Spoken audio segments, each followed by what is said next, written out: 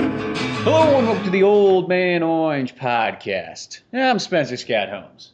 And I'm Ryan Dunigan.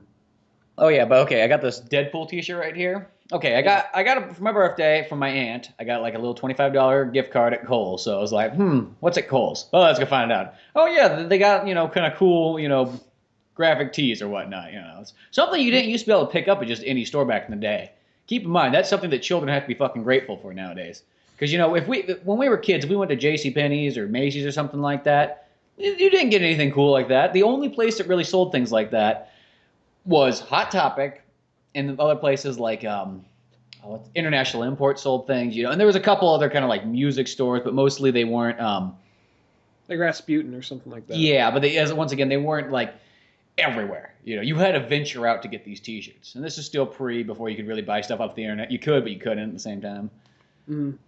So people, that's something you gotta take in. But okay, I went to go get these T-shirts, like whatever, fucking. There was 2 for $20. So I got a Punisher one, I got a Deadpool one. I'm like, I don't have any of those two. I'll get that. I was kind of looking for more DC stuff, but they really had nothing there other than like just a regular Batman one and a regular Superman one.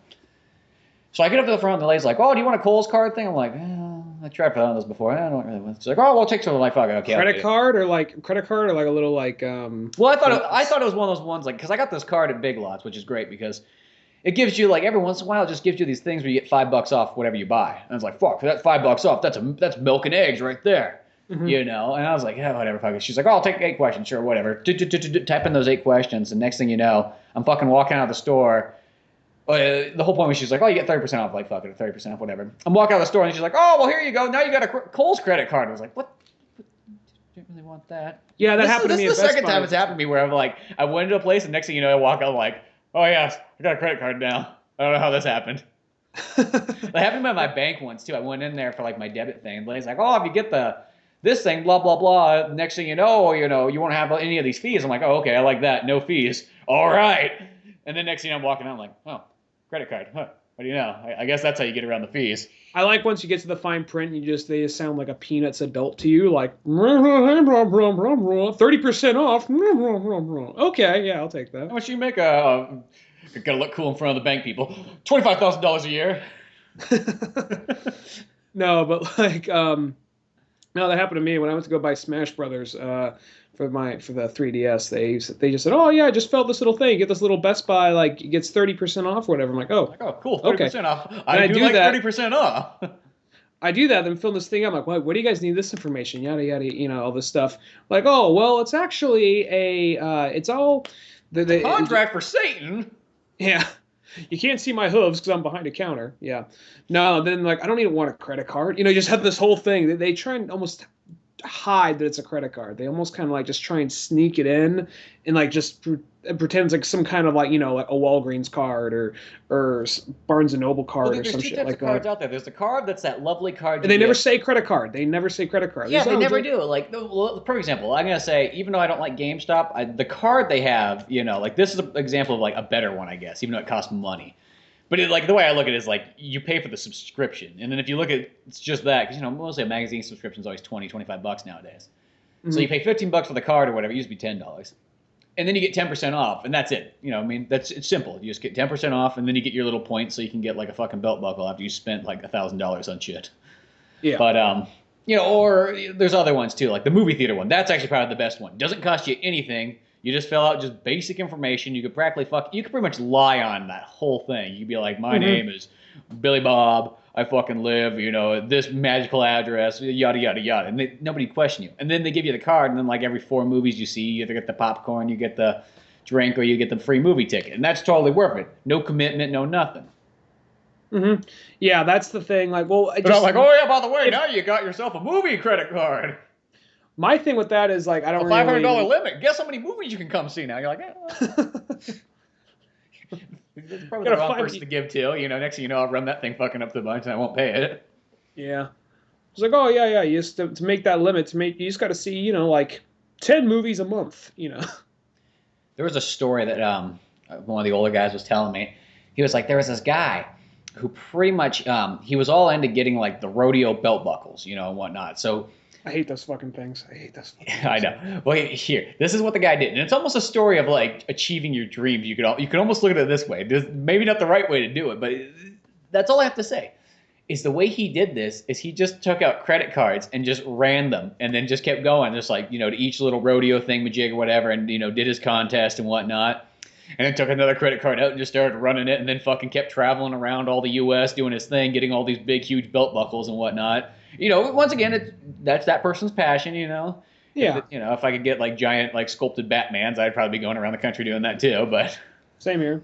But so he's doing that, and what he said, it's like he had like $80,000 in credit card debt, and his thing was like, it does seem like that was his dream. That's what he wanted to do. It sounds like the wrong way to do it, but his logic was, well, they keep sending them to me, so I'm just running them. If they didn't want me to spend it, they wouldn't send it to me in the first place. I'm like, logic enough.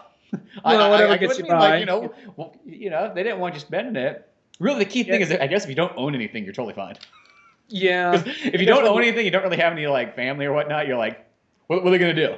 Well, I got a credit card, but I barely ever use the thing. I fear the minute I put that check into the mail, something's going to happen. It's going to cause like this, I don't know, Warner Brothers-esque chain reaction, like as the mailman goes to pick it out from the mailbox, like the wind picks up. It's going to fall a little hole and drift along, and next thing you know, a dog grabs it, it's running down the street with it. That song's playing, and get like, a dog catches it, thing then drifts down like a river, then out to the ocean, And then some guy over in another country picks it up, fucking takes it in, cashes it. As fun as all that credit card talk is. I'm sorry. Today's been a weird day for me. I'm just altogether off. But Oh, yeah. Yeah. Actually, I got something that I wrote down like 100 years ago for us to talk about that we never did, but you never told us how good your bridge school benefit concert was. I never did I? That was like a month ago by now, but... Yeah. I was like, it's something that generally most people in the world can't experience because it only happens in one place in the world. Right in Mountain View, California, right below San Francisco.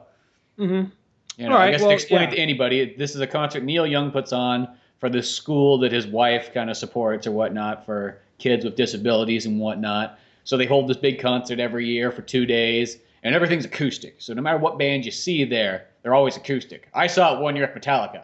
They played acoustically. That towers anybody else's Metallica story because nobody gets to say that. Even though I got to see two of my favorite bands there, I still, it was just okay, really. It was just okay. The one you and Cisco went to before, and the one that me and Cisco went to before were actually, I think, probably better years, but like, it was more of an evened out lineup. This one, I was just really kind of sitting through a lot of stuff, just kind of waiting to get to what I like. And Chris was a Soundgarden, Pearl Jam. And then, unfortunately, I had to work the next day, and the people I was with, they were pretty tired. And like, we can wait, we can stay, but we're just going to go crash in the car because we're out of it. And I'm just like, okay, well, I mean, they're willing to wait for me, but at the same time, I knew how crazy getting out of there was going to be. And on top of that, like, I was like, I've seen Neil Young before, and I really do want to see Neil Young, but I got to get up early, so fuck it, I'll leave early. So and every so often, you didn't miss Soundgarden and Pearl Jam, right? No, I didn't. Okay, that was the thing, because that would be like, well, what the fuck was the point of coming? Exactly. We got there a little late. We missed like the first three bands, whatever they were. One of them was Peggy. It's probably better though, because that's the only. I will say I like the concert, but there is always kind of like a lot of crap bands that like I just don't care about. I know it's a benefit, but it's, for example, the year that I saw Metallica play there, the only two good bands. Well, there's Neil Young always. He's always there, but I always kind of forget. It just seems like it's guaranteed. Mm-hmm. But the only bands that I liked that were there was Metallica, Jerry Lee Lewis, and everything else. Didn't you see the Chili Peppers and Eddie Vedder up there with the banjo? No, that was a different year though. Mm-hmm. Now that year it was like there was still it started off with a handful of crap bands, but it went into like a lot of bands. I think the first like good band or at least decent band was the Los Lonely Boys, which they have that stupid song on the radio, but the rest of their music is all kind of better at least. Mm-hmm. Yeah. And then it went into Eddie Vedder, and then there was Red Hot Chili Peppers, and then it had Paul McCartney and Neil Young and Tony Bennett. There was just a buttload of people coming in. Mm-hmm. Yeah. So that was a pretty darn good. We had Sonic Youth, which was okay, but there's history there. You're not a big Sonic Youth fan? Oh, okay. It's like that's the other Seattle music, the ones not Chris Cornell and Pearl Jam. No, I get you. I never really. I feel like they're one of those bands I would like. I never really listened to them. I know like one or two songs. Oh yeah, that's Sonic Youth right there. I like the Pixies, so I'm assuming I'd probably like Sonic Youth. But I don't know. Yeah, you might like them because of that, because that's kind of like what they're like. Mm-hmm. You know, to me, it was just like it was like they had some Talking kind of, Heads, not saying like it wasn't bad. It's just like it had some kind of cool stuff. Just wasn't technically my music. Like they're a little heavier. Pixies are a little heavier than these guys, but kind of like Talking Heads, something around that ballpark. No, not as weird as Talking Heads, because Talking Heads is kind of like that's almost a band where like each song's completely different. Mm-hmm. Sonic Youth is just like, I guess what I call it's like, because in Seattle there's a bunch of music and people mostly always go to the grunge, but then there's like all that other kind of like modern pop type rock things. I guess garage pop rock stuff. I don't know how else you explain. There's the other Seattle. Actually, no, I'm thinking Portland. I'm thinking. These are almost like the coffee shop bands, I guess you would say, like, because you wouldn't necessarily go and see fucking Chris Cornell like playing in a coffee shop, but like for all those ones where like the people are playing like the sad acoustic guitar stuff, that's like the other music, the ones not grunge, like Elliott Smith type stuff. Yeah, so that's what Sonic Youth is. Okay. Let's get not saying it's bad, just not my type as much. Wasn't fucking Red Hot Chili Peppers, I'll tell you that. It wasn't Eddie Vedder.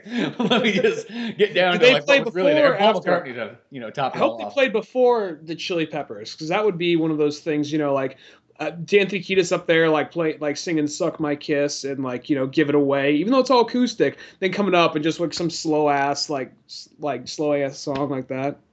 Yeah, I don't know. I can't name a Sonic Youth song. I know them when I hear them. I know them when I hear them, but I'm just kind of like, wait, who is it? Oh yeah, Sonic Youth. But no. I saw, which the lineup was a little off to me. I guess it was to me because I honestly don't remember what all the bands were, because some of them I didn't really know.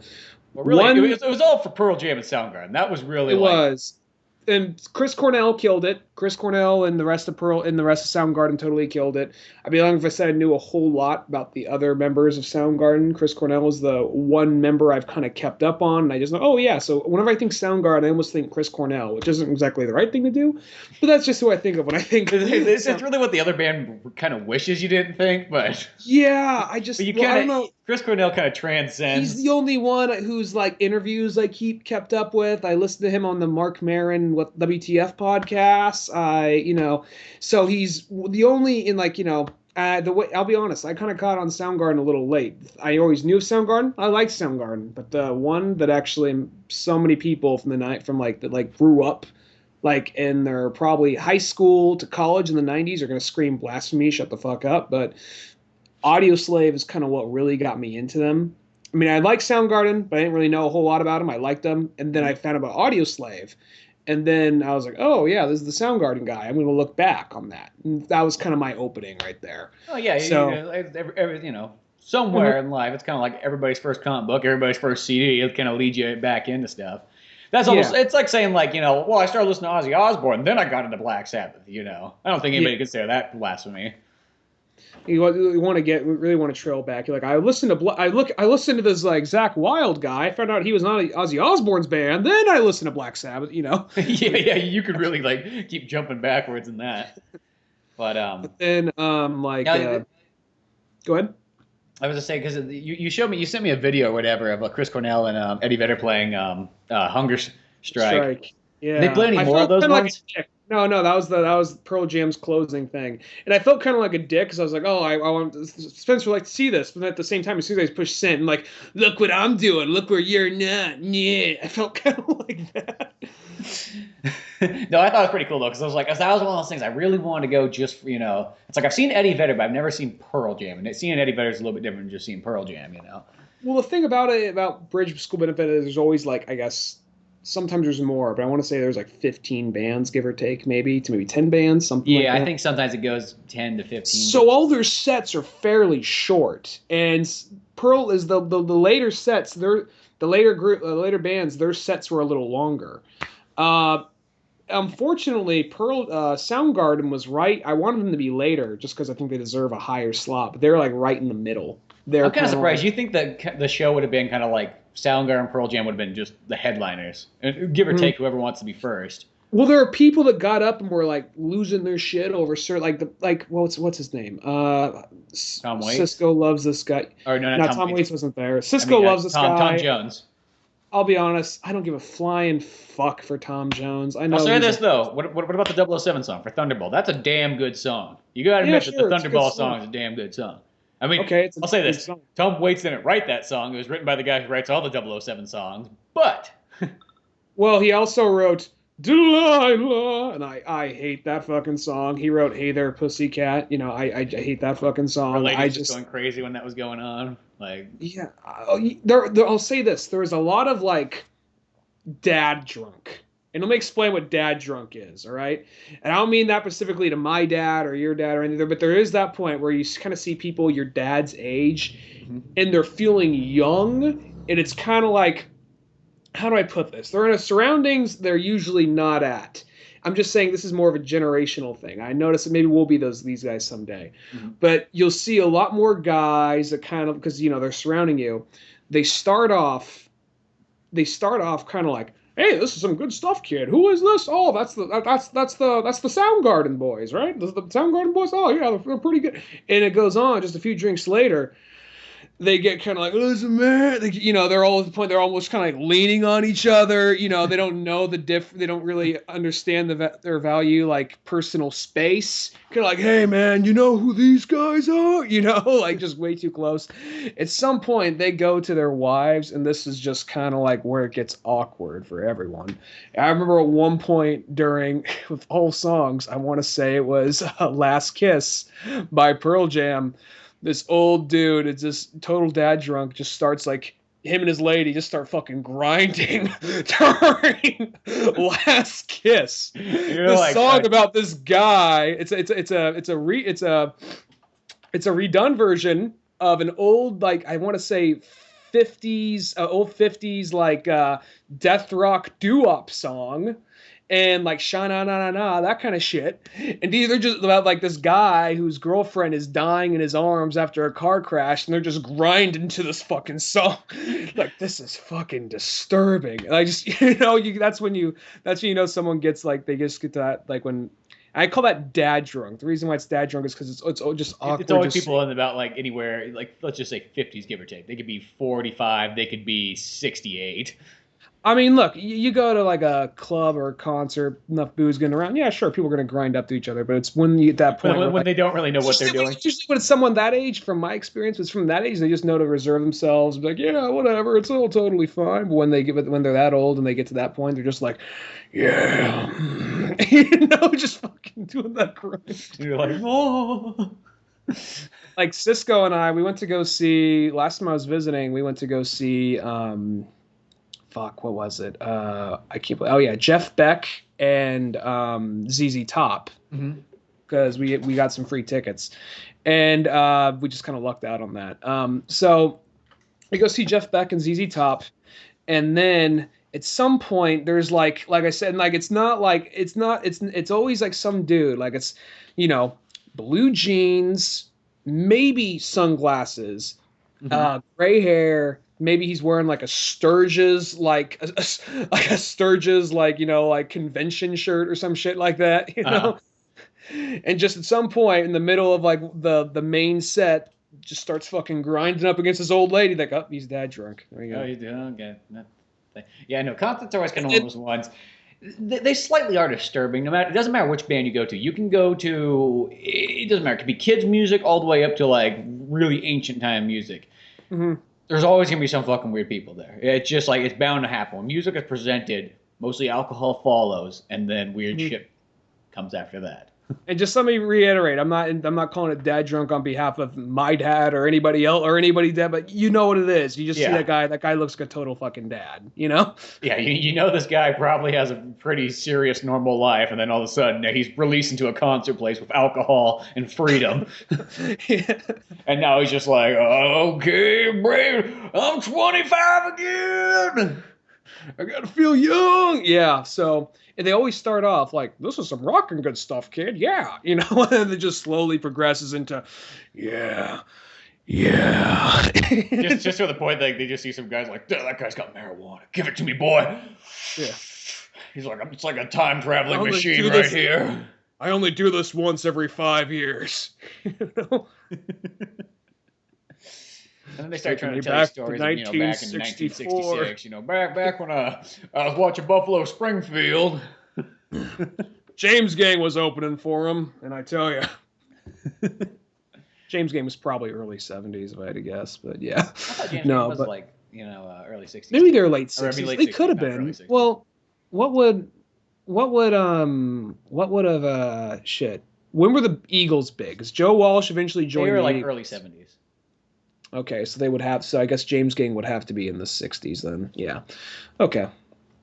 But no, but Ballpark back. average there. Yeah, I don't really give a fuck for the Eagles. They got one or two songs I like, but beyond that, I'm like, I mean, I love James Gang though. But anyway, going back to Bridgebit as a bit. So, they primarily for Soundgarden, they primarily played like the main stuff, and you got like only like I think 7 songs. So, I understand why. Um, they just, they played Down on the Upside. They played Black Hole Sun. I don't think you can get away with that without playing Black Hole Sun.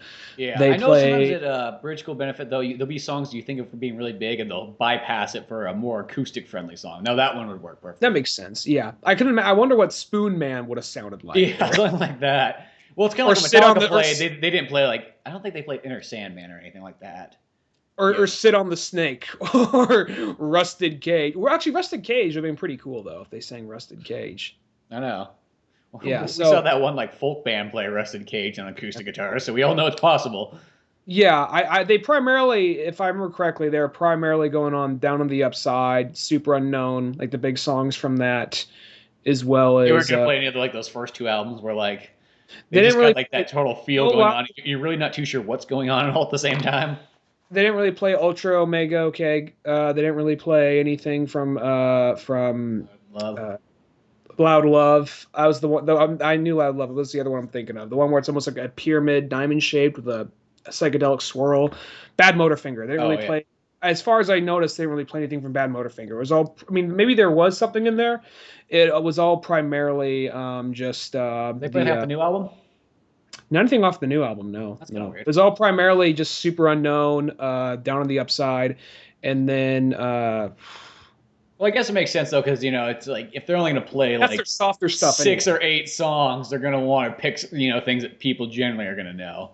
Yeah. Okay, we're going to play 6 or 8 songs off the new album. There actually may have been one of the slower Bad Motorfinger songs. I know there's not the song where it's like the cow goes moo, the devil goes. They weren't gonna do that. That's I would have liked that's to like the see coolest. that. That is one of the best intros to any song. Yeah, yeah. When I was a kid and I first heard that, like that is the hardest fucking opening you could have. When I was a kid, I thought that, but that's still a pretty cool opening though. They also have this band that everybody else knew of, and I felt kind of like a dick because I was there with my friend Dave and his fiance, and we're just sitting back there, and they're playing like this band called Florence and the Machine, which is a really big band, I guess. I looked at when And I was looking at the concert because I just kind of did the thing where I flipped through and just looked up what every band was, and I was like, I took one look at this band, I was like, lame. That was just the first word that came to my mind. Just like this, just just looks the like image or the name. just everything. Well, because you look at the name and you kind of go, I got an idea what this is probably going to be, and then you look it up and you go, I knew exactly what this was going to be. They're basically kind of like an Enya-esque type of thing. It was a pretty, I want to say, pretty redhead British girl that came out, and she had a nice voice. Wasn't my thing. I was like, Right, that's not the one I'm then, thinking. Well, maybe that is the one. Because one of the bands just looked like hipster as fuck. she was wearing like a red like lady tuxedo. She looked, I mean, she looked like she had class. I don't know. I think there might have been it was kind of one of those things for like Soundgarden and Pearl Jam. I stood up and I watched, because there's kind of a crowd. We were like literally had the seat where everybody looked like ants. We literally had those seats. So Yeah. for Soundgarden and Pearl Jam, I stood up. Everything else, I was just kind of sitting back and just kind of waiting it out. And there Biding was your like, time. and I really couldn't tell you a whole lot of the other bands that were playing. I really don't remember. I was, It just wasn't the reason to go there. Yeah, I mean, Tom Jones. I don't really give a fuck for Tom Jones. And you told me he didn't play the 007 song, so what the fuck? No. He might have. At You some should have point, I that waited. fucking bullshit. At some point, I waited in line when Tom Jones was playing. I waited in line for like 14 minutes to get like an $8 beer. So maybe, maybe he played during that. And the worst part about But those like $8 beers too, they mostly only sell you like light beers too. So it's like, really?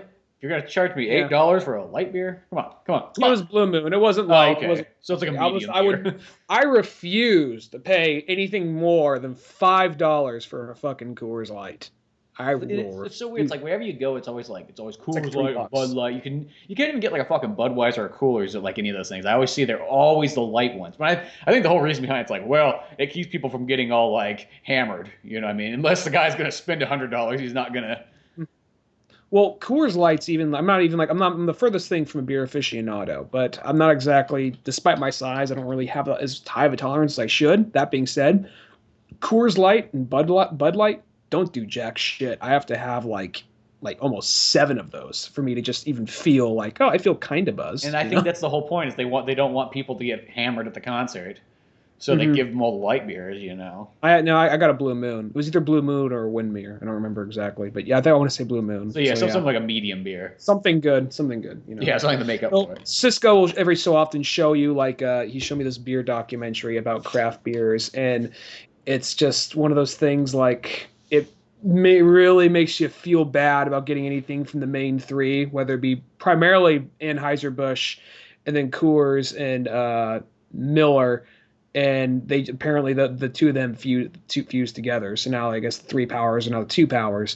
And I was like, well, I don't drink Budweiser or Coors. I drink these guys. Like, well, that's owned by like Blue Moon, I think is owned by Coors or something like that. It's like, oh well, I also drink this one over here. Yeah, that's actually owned by Budweiser, pretending to be a craft beer. I'm like, oh fuck. Okay. It's not my fault I was confused. So now whenever I go to a place with a limited selection, I feel bad if there's just like if their only wheat beer is like a Blue Moon, and I'm just like, yeah, I'll see blood pouring out of the draft while you're pouring it for me, but fuck it. Yeah, why not? Yeah. I mean, if you're at a concert, you're never gonna find like, give me the old homebrew there, Sonny. Yeah.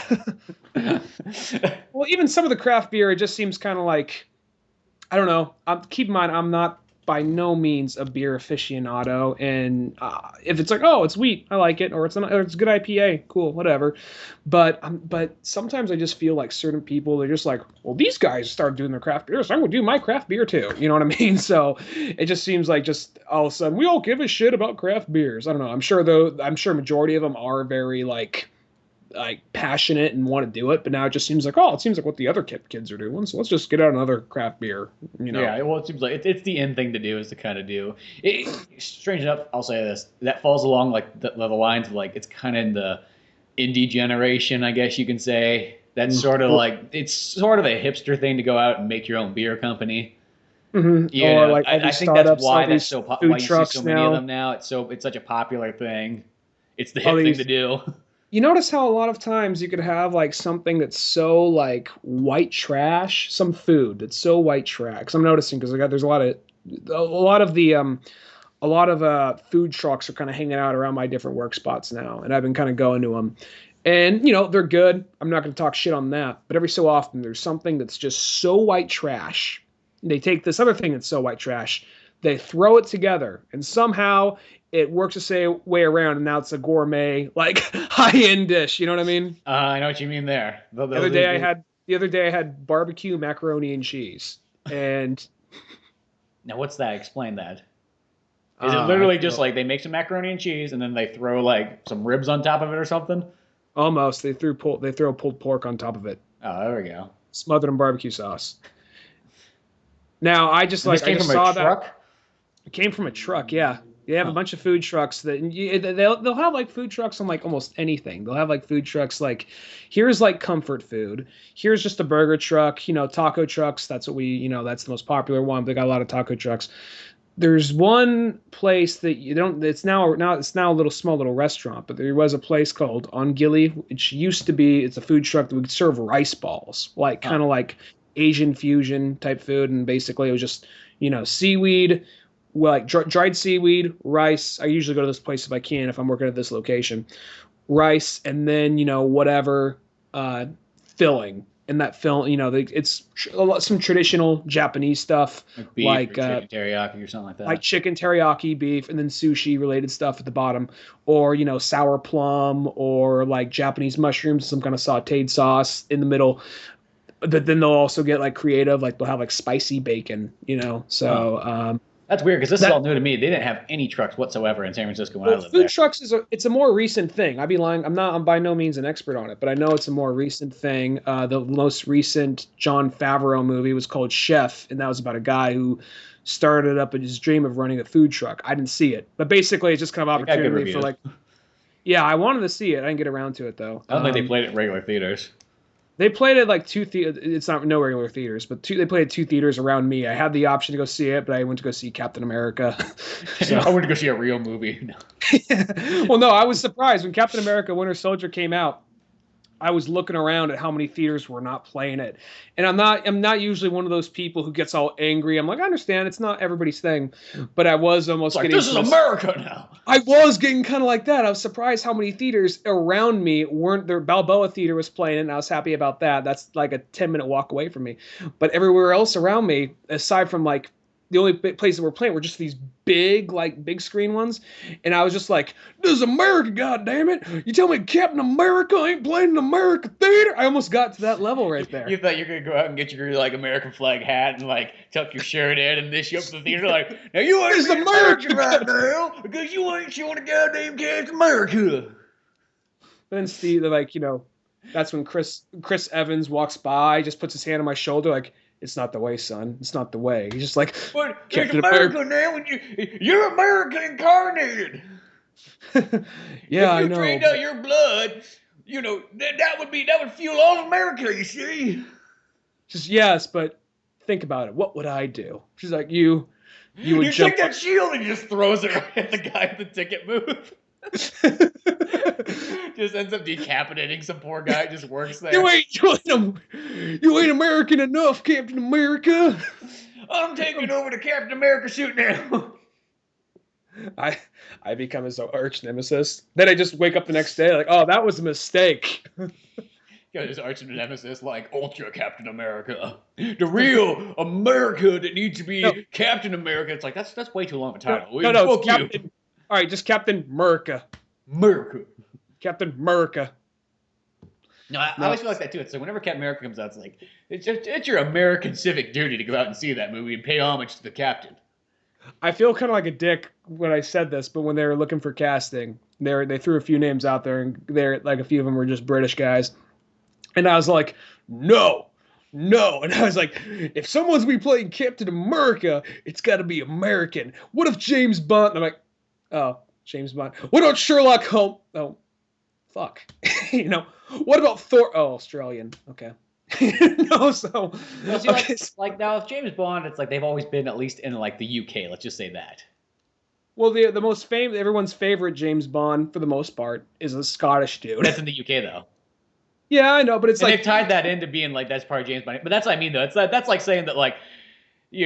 Somebody from, North Dakota, well, he can't be in a movie about people of California, that's how I kind of feel. I'd be like, none of that. It's like, he can't be in a movie about people of South Dakota. That's North Dakota, god damn it. I kind of like how for a second we were getting for Captain America, we were being like, well, you got to be born in America to be Captain America. Like, let me see your birth certificate. There's the real controversy. You ain't no Muslim, are you? Luke Evans, or Chris Evans is actually... they're removing him from he was like just some guys like, yeah, apparently Chris Evans, I don't believe it, he's actually from Canada, he ain't fit to be Captain America. That's also, it's like, Canada. Obama's like, fuck, thank God they moved on to someone else. Is that what we live in? I'm sorry. So, Mr. Canada, I'm from Toronto, could just come in and wear the good old red, white, and blue? No, I don't think so. Not in my country, No, he can be part of that, little X-Men clan that comes from Canada. That's who he can be in. Oh, God, yeah. He's like, we need a good old American boy like Christian Bale being Batman. Like, oh, well... Christian Bale he's actually Australian. Like, no, he ain't Australian. No, he's just that good of an actor. He's Australian, but his voice, like, yeah, he's an actor. That's what they do. That's what he did. So back to, I didn't even get to Pearl Jam, so I should probably head back there. What was Pearl Jam like? They did a great job. They were a little longer. I want to say they had like 9 songs or something like That's that. pretty good. That's like almost as close to a full concert, I guess you could say. They had like yes, probably an hour's worth. Probably like 8 or 9 songs, give or take. And they had a good mix. They did play their bigger stuff like Jeremy. They actually like very acoustic key song. They did that one song that was on Eddie Vedder's solo album, as well as the album Lightning Bolt. They did that one. Oh, that's cool. I don't really. They did Last Kiss, as I said earlier, where a bunch of old dudes are like grinding, humping each other, so their wives or whatever. Yeah. Not the grinding part's not sweet, but the fucking Last Kiss. Yeah, I know. One of the best songs. I knew what you meant. Yeah, I just want to make sure everybody else in the world knows what I meant, because fuck those old people grinding and fucking during Pearl Jam for all American. See, because the real Pearl Jam, that's all American right there. These dudes, what else they play? You're asking me something that happened a month ago by this point, so now I'm just kind of forgetting everything they play. But they Jeremy, Don't Call Me Daughter, that song. The most of the bigger songs, and then like 2 or 3 of like the other ones. Like I said, they played the song off his solo album, and they closed with Hunger Strike with Chris Cornell. Like he's here. He's here. He's got to come. What? Fucking Dog album. Temple of the Dog. Yeah, Temple of the Dog. Yeah, they closed with Temple of the Dog, and I was like, he's here. They got to do it. If they're not going to do it here, and the main reason, and then once Pearl Jam was done, that's basically when I left. I think there wasn't really too much more left except for Neil Young, but we've seen him. Neil Young. I've seen Neil Young before, and chances are he was only going to play stuff off his brand new album, which probably isn't bad. But at the same time, Neil Young's one of those dudes. Even though he's one of my favorite musicians, he's one of those. Is it a record? Okay, it's going on a fucking album. All right. Yeah, I don't fucking dick around like this whole studio for nothing now. I'm fucking Neil Young. Yeah. Fuck you. What's this whole album about? My fucking cars. Oh. Okay. Like I was. You're telling me you don't love your car? It's a goddamn Canadian tradition to love your car. Goddamn it. I mean, I live in America now, and keep on rocking in America, keep it free and full, whatnot. But that's Canadian view on lifestyle is that car. Goddamn it. Think about it. Where's your car taking you in life? Would you be here now about your fucking car? Oh, he loves his cars. I guess you got a point there. Yeah, goddamn right I got a fucking point. He talks about his cars a lot in his autobiography, and he even went out of his way. With his new album, he came out with a book that looks about as thick as his autobiography, strictly about My Car by Neil Young. Yeah. Well, it's a picture. It's a black and white picture. It's a beautiful black and white picture of him sitting on. I couldn't tell what car it was. No car like expert, but sitting on top of like some old like 60s car, 50s car, and then it just like, oh, he came out with another book already, and then I flipped through it, and each one is just this little illustration of the car, and then like stories about he had in that car. Just like a picture of him like having a picnic with his car, and you flip to the next one, like him at like the movie theater with his car. And then this is why Peggy and I got divorced. They spent too much time with our cars. Here's us on vacation in Maui with the car. I called here's this our one trip to Tokyo with the car. I called this one BP. What's that stand for? Better Peggy. It's a good she didn't take too kindly to that. Yeah, better cook too. You seen grilled burgers on the we had an outer space adventure. Thanks to the gold Russians, providing us civilians a chance to, just like the car is a civilian too, I have it registered as a human. Just Neil Young on this adventure with like all his cars like Autobots or some shit. Shit, that's what you gotta do for the fucking Neil Young actually is the kid from fucking Transformers or whatnot, just grown up. That's the next Transformers should be. Just all these old school, all these old school chop top, 50s and 40s style cars on an adventure with Neil Young. So I would see that. That'd be better. They're not even fighting. They're not even. It's not even in the same world as Transformers. A side story. What was going on when the Decepticons are fighting? Just Neil Young. Neil Young just going on tour with his couple of his most popular cars and just trying to do acoustic songs. Like people in the audience, fight, blow some shit up. No, we are here to sing songs. I want to live. I want to give. I've been mining for a heart of gold. But he yells, Buffalo Springfield. Oh, fuck you! Shoot him! Shoot him! Yeah. fuck Steven Stills! Fuck him up his ass! It's like, transform and roll out on that motherfucker! It's like the one action scene of the movie. The just like an Autobot just punching some guy into the ground. I don't know if he got cool with Steven Stills by this point. I know they play every once in a while. There was like a Buffalo Springfield reunion tour or something like that. There was even like in a Rolling Stones, even like in a Rolling Stones like article, he even was talking about Buffalo Springfield tour, and he said like Neil Young even went out of his way and say, I want to say we're friends, but it's something for a better good, and it pushes us musically. And, just the most, like, superficial kind of, like, I'm just no emotion is being shown, but yet it's all going to be very, like, sharp and painful words I'm going to use briefly. We all know that it's a lot of money. That's really what, when it all boils down to, we're going to get a lot of fucking money because people fucking want to see Buffalo Springfield. Fuck you. Yeah. That's kind of like there's like you see that thing of that that's gonna be his main like transformer because he loves fucking trains. He's gonna come riding in like on a giant Autobot train. Did you see that thing where like Robert Plant turned down like doing a couple concerts with Led Zeppelin or whatever?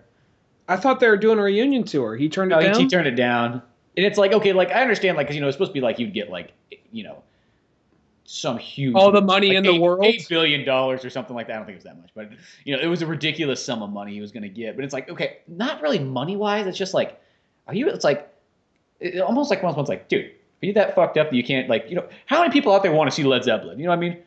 There's children out there that never seen Led Zeppelin before. And like, yes, I know you played like a couple of shows before for like the prestigious folks, but why don't you do the Common Man tour? Like that, they really just, it's like fucking get together. And just you're gonna die pretty soon if you guys don't. If you guys like dicking around. And he's kind of doing like, oh, I'm Robert Plant. I want to do my solo album. It's like nobody wants to see your fucking solo album, Robert Plant. I like how you're just the producer. You walk in like, well, tell me, we have all the money in the world. We don't need to try anymore. We just want to relax for the rest of our lives. Why would we want to sing? Like, look, relax, boy. You're gonna fucking die soon. You're gonna die. Opening words. You're gonna fucking die. Yeah. There's babies out there you've never seen Led Zeppelin before live.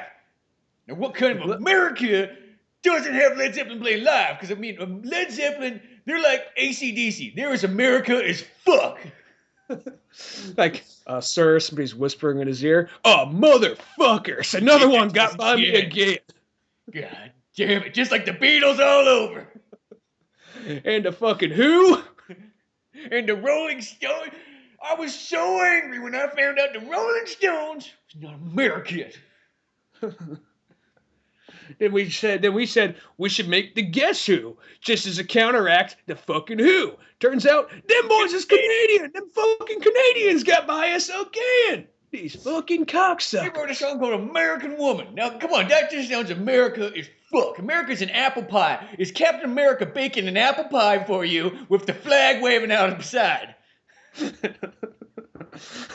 And then he spoon feeds it to you, then slams in your face because you find out American Woman is actually a song. At first glance, like, yeah, American Woman. I want to fuck American Woman. Then you find out that it's really a song saying fuck the United States. Motherfucking Canadians at it again. But still, you think about like, okay, Led Zeppelin, just play a fucking like ginormous tour like every other band does. Like you used to do 30 fucking years ago by now, almost. No, literally, because I think, what did they break up in, like 1980 or something? I couldn't tell you. It was something somewhere like in the early 80s. John Lennon died, so we said, fuck it.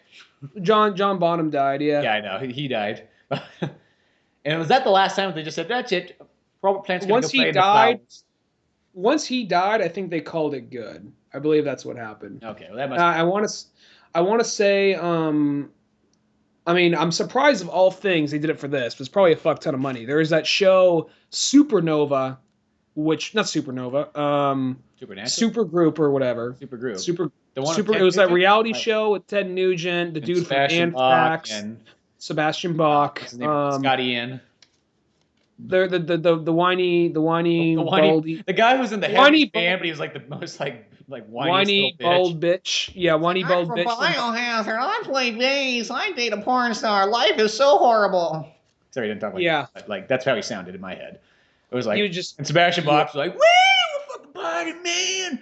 Gonna have a good time. And 10 you're just like, oh, I'm old and conservative, and you guys are crazy. Yeah. That was and I remember first and it just was John I'm Bottom's just here son. for money.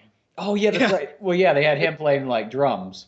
And then at some point, like I want to say that I saw the first episode, and I saw one miscellaneous episode, and they were playing with Jimmy Page and Robert Plant, and I don't know if John Paul Jones was there because I know John Paul Jones.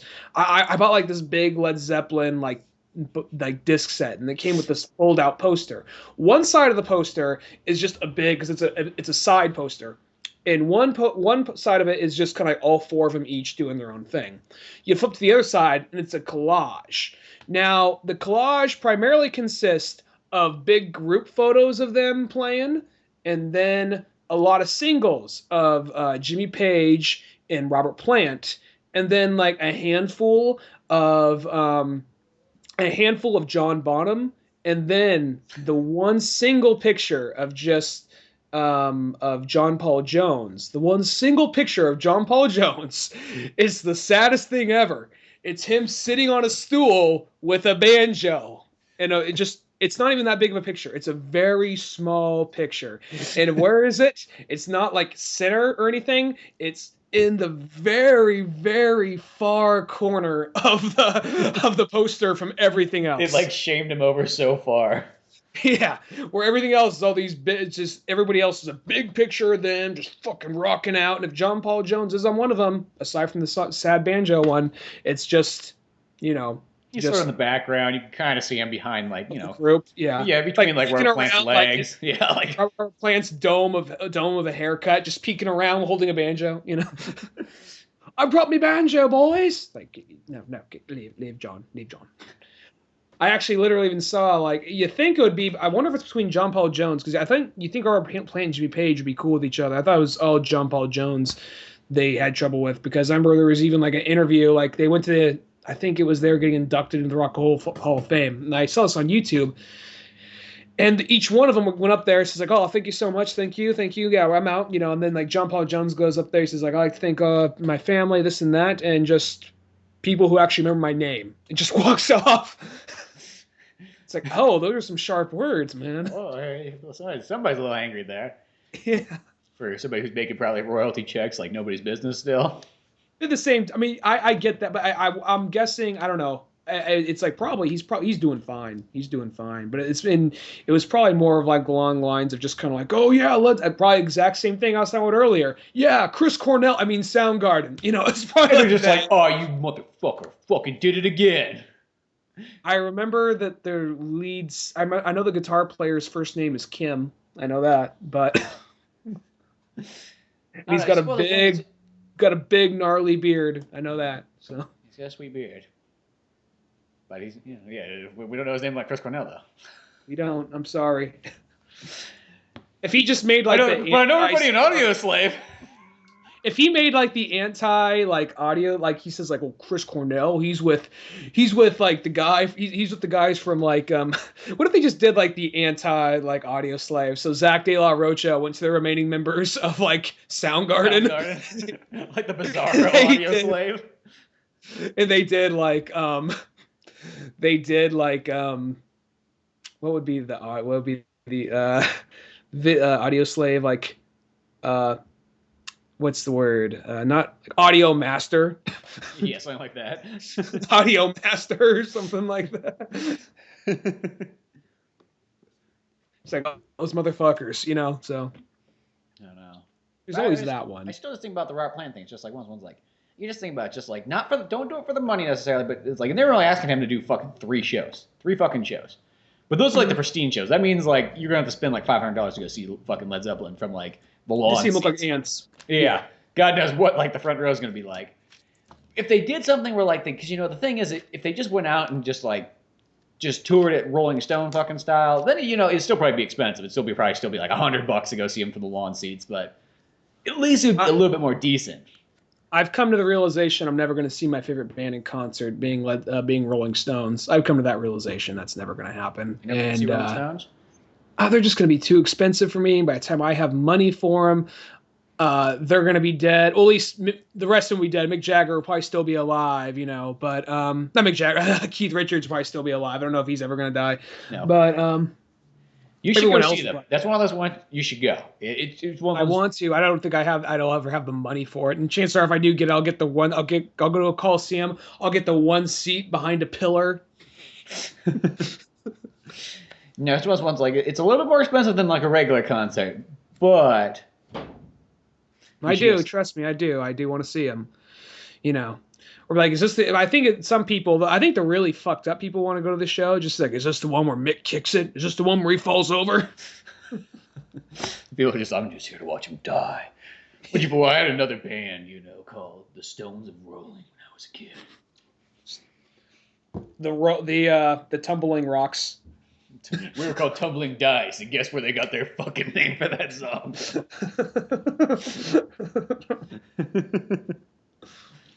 Just out of an ultimate spite. Fuck you. Yeah. Exactly. No.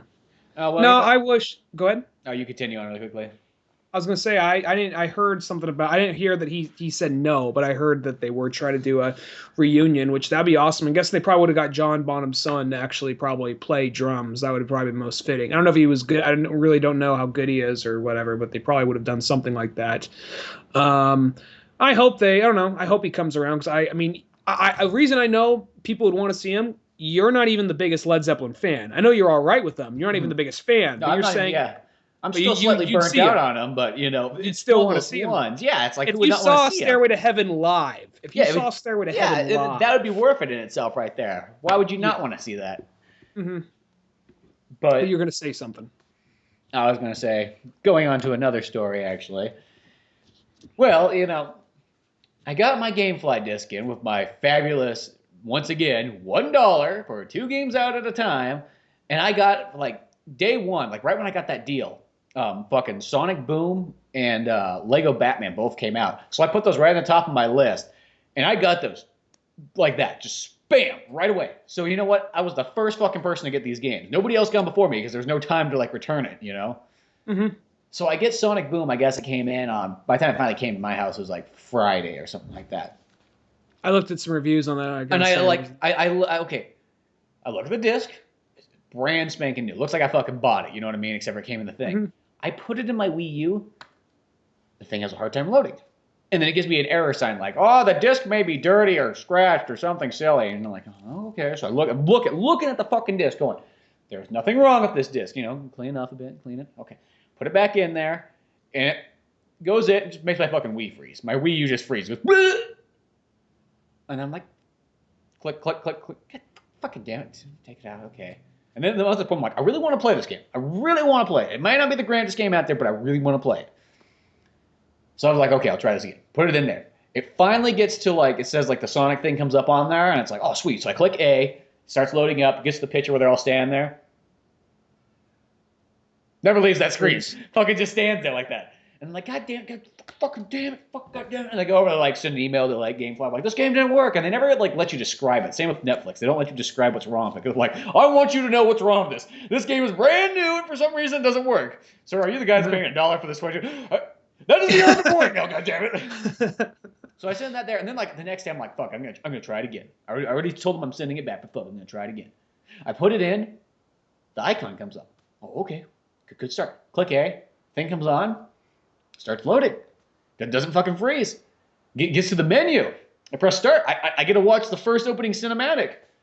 Not so bad. Knuckles seems like he's fucking retarded. Sonic's they're all running down chasing Dr. Eggman, and he looks over. He's like, Knuckles, go left. And Knuckles has to look at his hands to figure out which direction left is. Do the L thing. Yeah, literally, he did that. And okay, and then I start playing the game, and I was like, oh, okay, cool, I'm playing it. And it played it played pretty good. Played pretty good.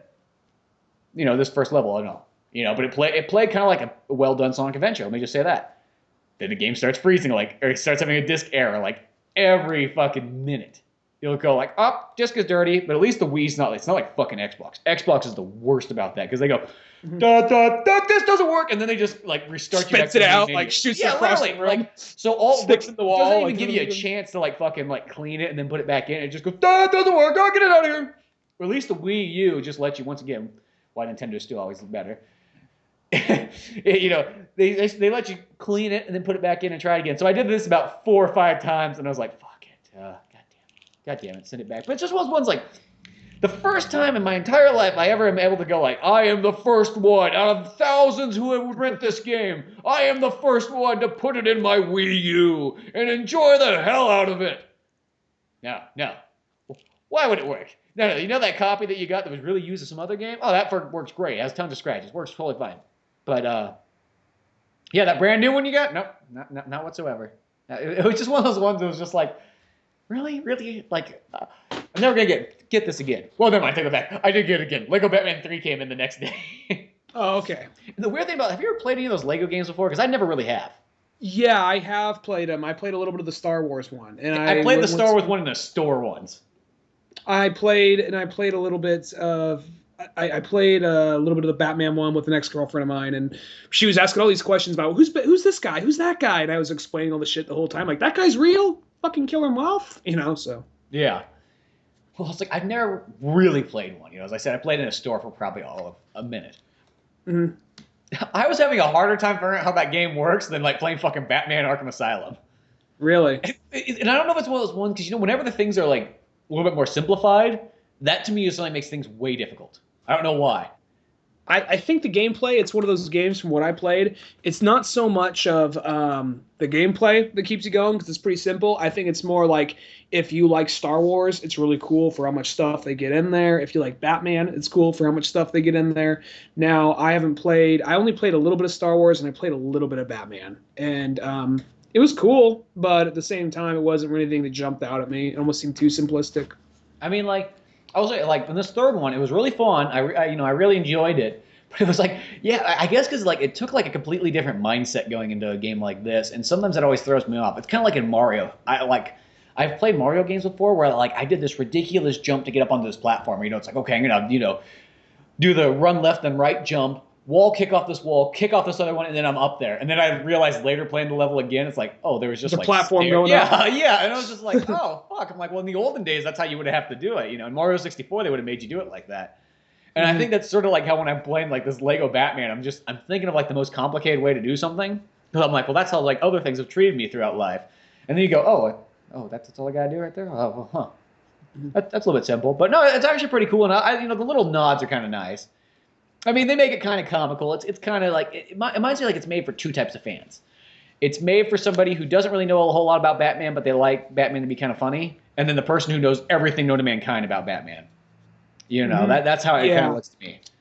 How do you fit Kevin Smith into there? Because I know that was one of the main reasons I wanted to play it. Because once Kevin Smith had that kind of podcast and they were talking about all the little things that were in there and whatnot, even though it seems like half the cool stuff was kind of like download or DLC stuff, like the Arrow pack and whatnot. But yeah, it was like Kevin Smith's in there, Adam West is in there, fucking Jeff Johns and Jim Lee. I'm like, that's badass. Mm-hmm. But yeah, so there's that one there. I was just bummed I didn't get play. Do they just comically fit him in there? Like, they started just throwing Conan O'Brien in there, like they're running out of DC characters or just throwing in celebrities. Yeah, well, I thought that like Conan O'Brien doesn't really make any sense because I'm like, okay, Kevin Smith makes sense. He has a show called Fat Man on Batman. Of course, he should be in there. Know, and obviously Jim Lee and Jeff Johns they created Batman they comic wise they create comics for it, and then Adam West, okay, he played Batman, but Conan O'Brien. Maybe he had Michael Keaton on the show a couple times or something, but does that really put you in the place to be doing that? Even though this one's kind of feels more like, it feels like you play as Batman, but it almost feels like it's more like a Justice League type full-on DC thing. That they just the opening cinematic's all Green Lantern, so no Batman whatsoever.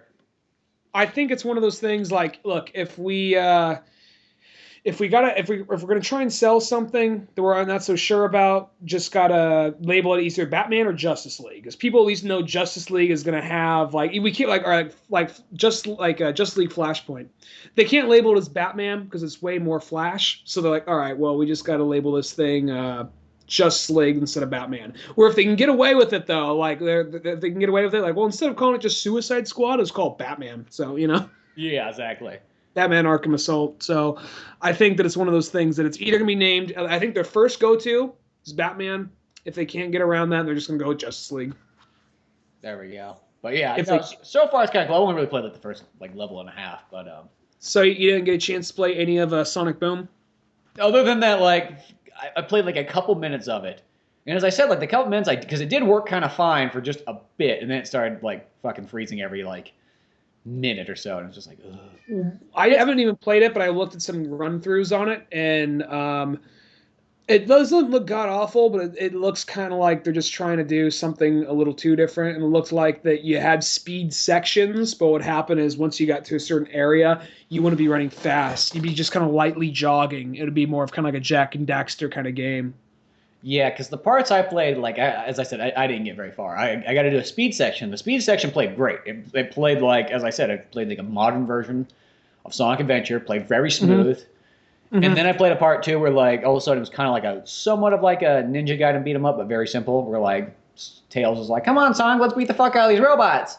The voice they have for Sonic is really weird. It just doesn't to me sound like it sounds like a guy. It just doesn't sound like a Sonic or an animal character. It sounds just like a human. That sounds weird to say it like that, but something about it just sounds distant. Another the fact that I mean, like it's running very comical. It's not. I'll say that Sonic Boom so far, and this is all in like the opening scene. It's not treated serious whatsoever. It's kind of treated like this is it. I mean, I know Sonic the Hedgehog's not. He's never going to advance sort of like how other video game characters are, at least not at the moment. Because you think about the opening, they imply that he dies or something, right? The opening, they imply dies, like what happened the previous day or something like that. Yeah, something like that. But then it's just got kind of like just little lines where like I mean like they're funny, but they're kind of made for like kids that are like 6 years old that they're going to really laugh at them. You know what I mean? Like that's almost seems like the target on it. Because I'm not even going to say 10 because we've learned that 10-year-old kids are much more advanced nowadays than they were like back in the day. Back in the day, it would have been a 10-year-old kid, but now it's the 6-year-old kid. I'll say this: there was like cause I just kind of out of curiosity, I started watching that show, and the first 2 were actually kind of funny. I mean, they weren't like amazing. Like I said, you could tell it was a kid's show, but there was still like actually some lines that actually were kind of clever. Mm-hmm. As it went on, though, maybe it wasn't like even god awful, but it was very much kind of like, it almost doesn't seem to balance because it's supposed to take place in the same world or whatever. This one kind of has this, from what I saw from playthroughs, whether the gameplay is good or bad. The story seems like it has this big, epic, sprawling, grand scale adventure, and Robotnik's their arch nemesis. Where in the show, the first 2 episodes, like okay, it's kind of funny, but just seeing what it was kind of funny. It's like one of those things like I found it humorous, but not enough to go out and like buy a DVD set of it or anything like that, Uh-huh. So it's like, oh, good thing it's free, That's the only way I'd probably watch it. But I'm not even sure if I'm going to still watch it because the last 2 are just a little too kind of comical. And not saying that it's got to be, ultra dark or anything, but just comical to the point like it doesn't really match because it's one of those points where Robotnik, rather than being kind of like I'm the arch nemesis who's trying to rule the world or whatever, it's almost more like he's their dick next door neighbor, and he could sometimes just willingly just knock at their door like, "What the hell are you doing here?" They don't say hell, but like I just mentioned the Nickelodeon, just like Cartoon Network, just like, "What the fuck you doing here?" Just oh wow, this show just took a sudden turn. Eggman, you come here again, I'm gonna beat the fuck out of you, just Sonic getting in his face. No, so no, but it was just one of those things. Like it was just, it was like it was kind of like he was crashing on their couch or whatever because he like Dr. Robotnik was crashing on the couch. He says, "I don't have anywhere else to go. Can I just stay here? I'll try and change and all this and that." And there's some funny stuff in there, but it's almost kind of like that from seeing that's almost a little too sick. Yeah, right. Like there's no way that like after seeing the opening cinematic for this and kind of just seeing parts of this game, which this game's take place before that, it's kind of like. That doesn't really match because this is supposed to be this big sprawling thing, and this one's just kind of like a little comical thing. And I understand. Like, I mean, I'll give it full credit to saying, okay, yeah, some of the lines here and there are actually kind of funny. But the more I've seen of the show, it's more just relying too much on humor. And from what I saw, the playthrough is like, yeah, there were some kind of funny one-liners here and there, but it was also just once again too much of it. Yeah. That's kind of how the game felt too. It's like And once again, I know that like they're not trying to sell it to me and you. Just because we were Sonic fans, for over 25 years doesn't mean that that they're going to target it to us. And I understand that. I get that. I mean, I understand that, like furious or angry. It's just, I guess there is that sort of thing where I go like, but I look at other like games from the same time period pretty much, and I'm like, well, Mega Man got more advanced, and then not only that, but Castlevania went even farther. Metal Gear Solid went extremely far. All these games, aged with us.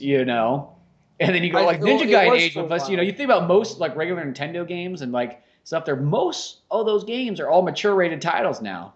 But yeah, I mean, I'm not expecting Sonic the Hedgehog to be like that. But I'm saying like, so it goes. It's the same thing with Mario too, because Mario's kind of in the same boat. I'm gonna say, is that you just kind of wish that like they would make a game that took it just a little bit more serious. Like, don't try to pander this just to children. Like, can we at least get, you know, a game that's I'm not gonna say like teen rated, but at least like teen rated as far as story wise goes. Like something that's like it's serious, you know, it's written well. It's not made to be kind of slapsticky. It can have funny stuff in it, but I think it'd be kind of cool if they did something around the lines of sort of what you're saying, like not even do kind of like, all right, you're not gonna like where I'm going here, but let's just use Mario for instance for a second.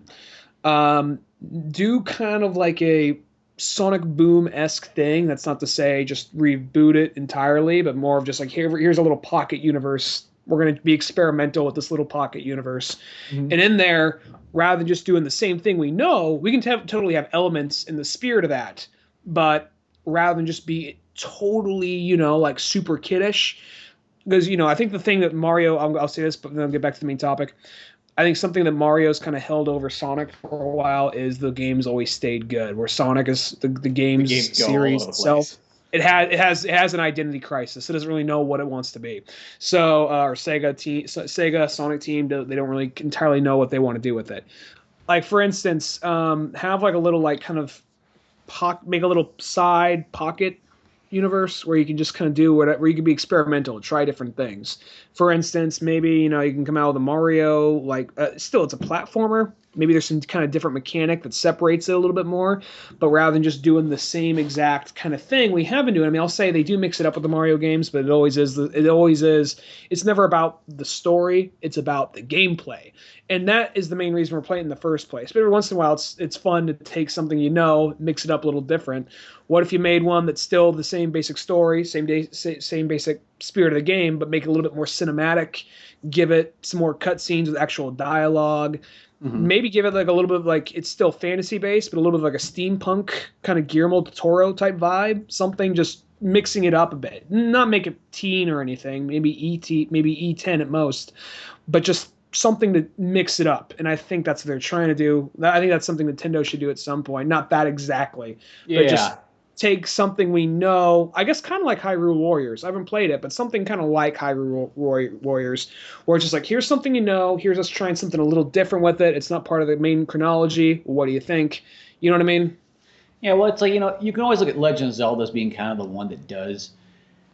They do mix it up. They do change it up enough because, you know, when they gave us Wind Waker and everybody flipped a bitch, you know, on that game, what did they give us next, though? Was Twilight Princess, you know, where they gave us the real, like, kind of serious looking Legend of Zelda game that everybody kind of wanted, you know.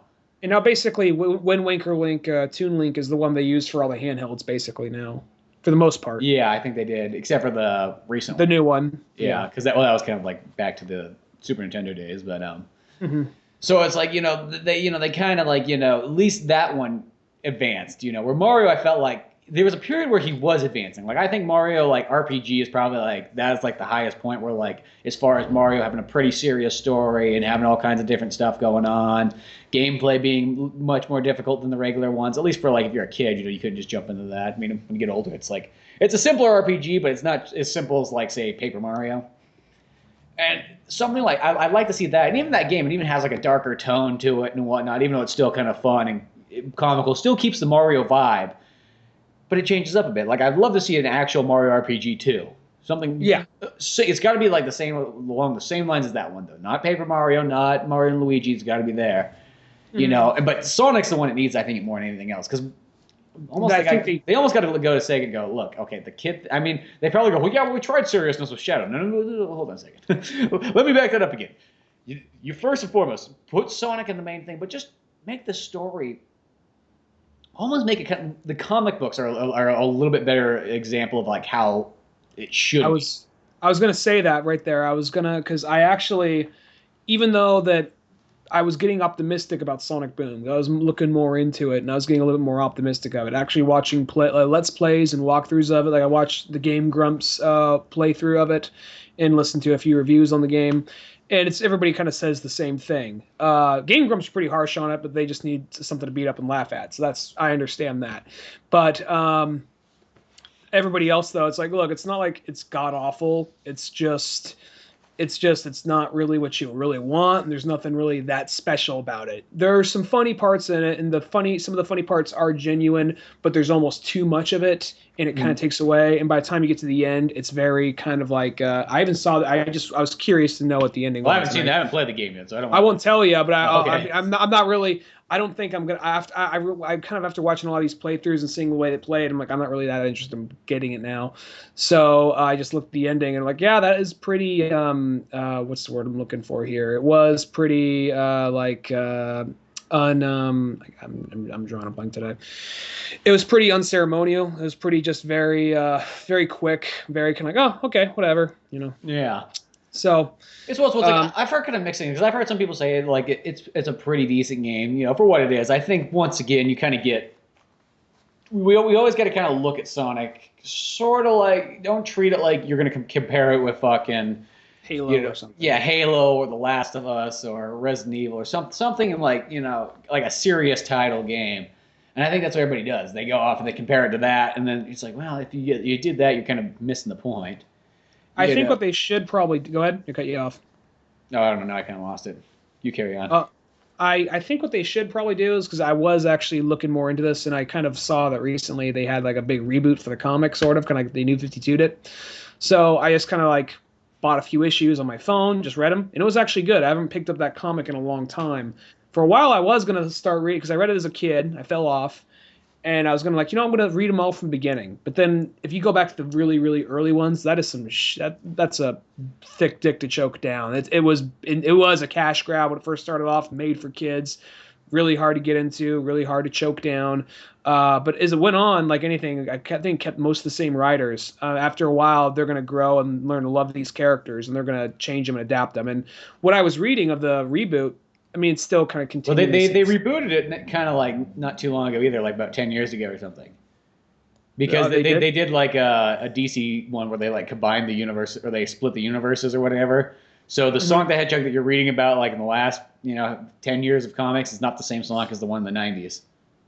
The one I read, they still had Sally, they still had Rotor, they had there's this new history, and like there was an alternate timeline and this and that, because he got back from the whole like Mega Man Worlds Collide thing. And he came back, he's like, oh, everything's different. And like everyone's like, what are you talking about? And then he gives them the little gave him the little robot, and that rebooted their memories. Like, oh wait, we have two different histories now. And then right where I turned the page, that's where it's like basically their world's about to end. And I'm just gonna wait for the next one to kind of come out like a little like digital graphic novel, so I don't have to individually buy each issue for make it $6 more. So because I read that Mega Man and Sonic one, that was pretty darn good. That like one. I mean, yeah, they're once again they're still kids comics, but they're done very well. Written. Well, I even kind of, it's one of those things like, yeah, it's a kid's comic, but at the same time, I notice sometimes there's a little bit of this media bias. Like it's okay to like for instance, it's like one of those things like some people like don't really give it a chance because it is a kid's comic. And at a first glance, I kind of understand that, but it's like really when you've been working on it for like that long, so I think they've had a lot of the same writers for that long time. You are going to learn to kind of appreciate and like these characters. You're going to have to if you're stuck working with them. And there were some parts that, there's some like, kiddish lines and jokes, but the dialogue wasn't so bad. The dialogue was good for the most part. There actually was some dramatic scenes that actually work a little hard hitting. Mm-hmm. Well, plus probably the writers and artists though, like probably the ones that are on it now, if I had to guess, are probably all pretty big Sonic fans. Yeah, because I don't know why else you would. I mean, like now the guys that probably wrote in the '90s were probably just a hired job, sort of like those Nintendo cartoons. It was just a hired job. But I bet you by the time the 2000s came around, it was probably people in their 20s that were like, "Fuck, I played Sonic the Hedgehog when I was 10." I fucking loved it. Probably Sonic. Probably by the time I'm thinking back on the comics and like, cause I have miscellaneous issues and I had a rough idea of where they were going, and I want to say probably by like the 30s. The 30s issues, I want to say, by that point. Oh, 1930s Sonic the Hedgehog. 1930s, yeah.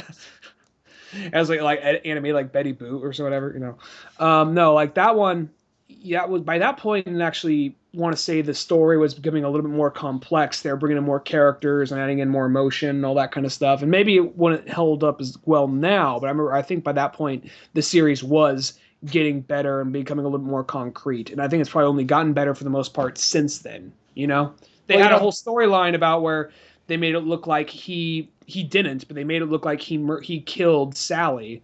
And this is like the big 50 because there's like 3 issues leading up to 50, and they're doing this whole thing like this might be the end. It's not, but when you're a kid, like they're saying it's the end. You know, the thing was called Endgame or whatever. It was, and like they had this whole thing where he was basically framed. Mm-hmm. And like the freedom fighters were hunting him down, and it was like at the same time Robotnik had this big death, you know, device of some sort. So while trying to escape the freedom fighters, also trying to prove his innocence and stop Robotnik, kind of like the end all story kind of thing. It ended with Robotnik dying. Of course, he comes back later, but you know, and it was this really big dramatic story. And you know, it's sure it's kidified, but to an extent, you know. I mean, how many full-grown adults go in to see, oh, Frozen was amazing, you know? So why is this thing not going to pass? Exactly, and it's, probably better than that. But the thing to do, probably, I thought about this with the Sonic ones, is just to go back and just buy certain graphic novels, like, you know, just pick the big series. I mean, that's kind of what you do with any other thing. There's always that one point where you're like, I'm just going to read them all, I'm going to become the fucking expert on it, and then you just realize that's not possible. Then you flip through it. Yeah, you flip through it and you're just like, oh, that's just, I don't, this might kill it for me. Because that's what I did buy like the first 2 volumes and then like the smaller volumes, the big ones, the smaller volumes. And I was like, oh yeah, this is definitely a kid's thing. But it's like I said, it's not till I think like probably late 20s or 30s where the issues start to really pick up and start to develop more. But yeah, so I don't know. Probably the thing to do is just get those guys to write the game. Maybe they don't have to like, get those guys to write the story to the game, you know? Because those guys are probably doing it better than anybody else. That's what I think. Let those guys do a show. Yeah, they should be the guys that are picked. Do the game, do the show, and just like the movie if it's still happening. Because really, like you read the comics, and that's almost like just combine that with good gameplay. That's how Sonic should be. Mm-hmm. That's really how it is. Just keep it just like that. Yeah. You know, that's still keeping it like it's a kid-friendly thing, but it's making the story good enough that an adult will be interested. Yeah. But yeah, I don't know. Poor Sonic. It's just one of those ones. People were getting optimistic. People were saying, you know, because at first I remember when we talked about it, like we were being all critical of it, and then we said, let's give it a chance. And the more I gave it a chance, the more I'm looking at it, I'm like, oh, maybe look. I'm not saying the game's gonna suck, and like I said, most reviews I saw it and said like, look, it's not bad. There's just really nothing special about it. And that's kind of, you know, at this point in time, I've played so many platformers. Like, why do that? You know. So and they didn't give any early releases or any like review copies to any companies, and put a special timer for like the big review companies like IGN and whatnot to like you can't review it for this amount of time. For whatever reason. And that right there is always kind of like they knew what they were putting out. And so that right there is a little bit more irksome and a little bit more like, God damn it, you know? Especially how much... I can understand that, though, because I always think that's kind of like a douchey thing to do. Because, you know, like some of those magazines, when they get those early reviews, and just go, this game is fucking gay. Why even get it? And it comes out like in a week later. It's just like, you just fucked that company over just by being a bunch of douchebags that are all, you know what I mean? Because, like... Yeah. But, I mean, now, whenever you read reviews, you can't take it too literally. But I'm not saying like early reviews like weak like early. I'm saying more to the extent because I understand why. I'm at a business angle. I understand why. But if you don't do that at the same time, though, you're at this point where I'm not saying I'm more saying like give it to them early, but they can't release it till right before the game comes out. Because I've sometimes seen that where they have the review like the same week as the game comes out or the day of the game comes out. You know what I mean? Let it be a judgment there. And I can understand that in a sense because I think there's some companies and some critics just beat the thing up. But if you hold it back that much, that means you knew you weren't putting out a quality product in the first place, which that seems kind of like a dick move. I guess, but it's like, you know, once again, you know, Sega's not the biggest company, so it's like they can't just, you know, people always think that every game needs to be like 100% polished, and I know that like, you know, you can always make a good game, but it's like, you know, sometimes you just got to kind of release it and make your money, and it's not like the game's terrible because I've heard pretty good things about it. Nobody said it, you know, other than like just like people that want to be kind of like douchey and just get the reviews or, get their fucking views because they're just going to say, oh, this game's shit because that's what I do. It's one of those ones you got to kind of get out there and make money. It goes back to like that Aliens, Colonial Marines. That's one of the ones people you can't just compare everything to a company like Halo that can sit there and fucking spend as much money as they want and fine tune their game to the max. Because not every company has that kind of like revenue just to be able to sit on. It's like a movie too. It's like that. It's like ridiculing like an independent film over like a major Hollywood blockbuster. You can't just at the same time though. It's not. I don't think Sega's still bigger than other. I mean, it's not. Yeah. It's not like as big as say, probably Nintendo by this point, or even all of Xbox. But Sega's still like, they're still fairly recognized. They still probably got enough money to lean on. At the same time, how many times have they kind of done this? They should by this point know what to do with this character in this franchise. I think it's kind of ridiculous that every single game is almost a reboot. Every single game is almost kind of like, well, we got to rethink the formula. It's just like, why don't you just? I mean, I'm beating a dead horse here, but it's just take what what works and just emphasize on those. And if you have to have a story, that's not the most important thing. But if you have to have a story, I mean, looks like these guys probably got some better writers for this one.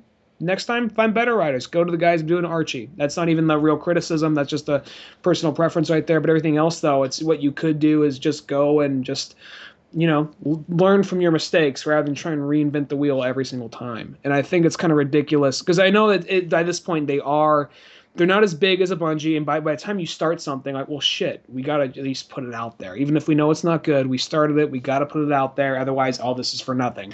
I understand that. Yeah, just the concept of because Sega's like one of those ones, like we all know, like Sega's not the empire that they once were. I think their name is still just as big, but I don't think the company itself is up there as Ubisoft and Microsoft, well, obviously Microsoft, and Sony and Naughty Dog and all these other like major platforms that have all the time in the world, the spins. I think that's why Sega releases a lot of games kind of quick.